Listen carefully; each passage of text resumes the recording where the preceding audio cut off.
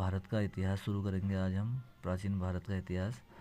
भारत का इतिहास पढ़ने से पहले हम भारत को जानते हैं। प्राचीन भारतीय अपने देश को, स्वयं के देश को जम्बूद्वीप कहते थे, अर्थात जामुन वृक्षों का द्वीप। और जो ईरानी लोग थे वह इसे सिंधु न कहकर हिंदू कहते थे, क्योंकि यहाँ सिंधु नदी बहती थी, उसकी वजह से भारत को सिंध कहा जाता था।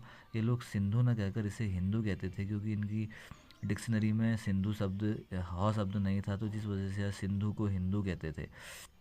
अरब लोग इसे हिंद कहते थे। मध्यकाल में हिंदुस्तान कहा जाने लगा, और ऐसे ही फारसी शब्द हिंद से यूनानी भाषा का इंदे बना। इसी इंदे के आधार पर अंग्रेजी इसे इंडिया कहने लगे। तो ये जो है भारत का नामकरण है। अब हम इसमें देखते हैं आगे को।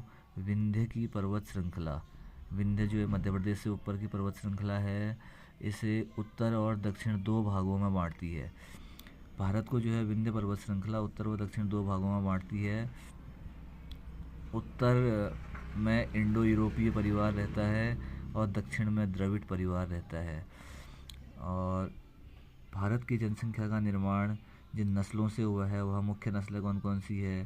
प्रोटो ऑस्ट्रेलाइड, पैलियो मेटिनोइड, काकोसाइड, निग्रोइड और मंगोलियाड लोगों से जो है भारत की जनसंख्या का जो निर्माण हुआ है।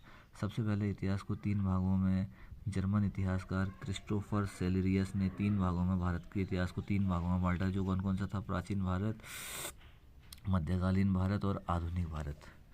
तो सबसे पहले हम प्राचीन भारत देखते हैं।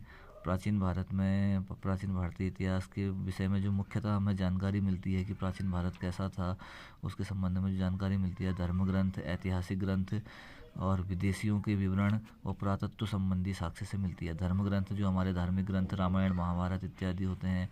ऐतिहासिक ग्रंथ जो किसी पुराने इतिहासकारों ने जो ग्रंथ लिखे हैं वो। विदेशी विवरण जैसे विदेशियों का विवरण, जैसे हमारे देश में वेनसांग आया था या कोई अन्य लोग आए थे तो उनके विवरण से जो जानकारियाँ मिलती है। और पुरातत्व संबंधी साक्ष्य, कोई हमें पुरानी ऐसी चीज़ मिल जाती है जिससे जो हमें प्रूफ होता है कि प्राचीन भारत में इतिहास था। तो सबसे पहले इसमें हम देखेंगे धर्म ग्रंथ। धर्म ग्रंथ है हमें ऐतिहासिक ग्रंथ से मिलने वाली महत्वपूर्ण जानकारी। सर्व प्राचीन धर्म ग्रंथ वेद है। वेद जो है हमारे सबसे प्राचीन धर्म ग्रंथ है। वेद को जो लिखा है वेद व्यास जी ने लिखा है। वेद वसुधैव कुटुंबकम का उपदेश देते हैं।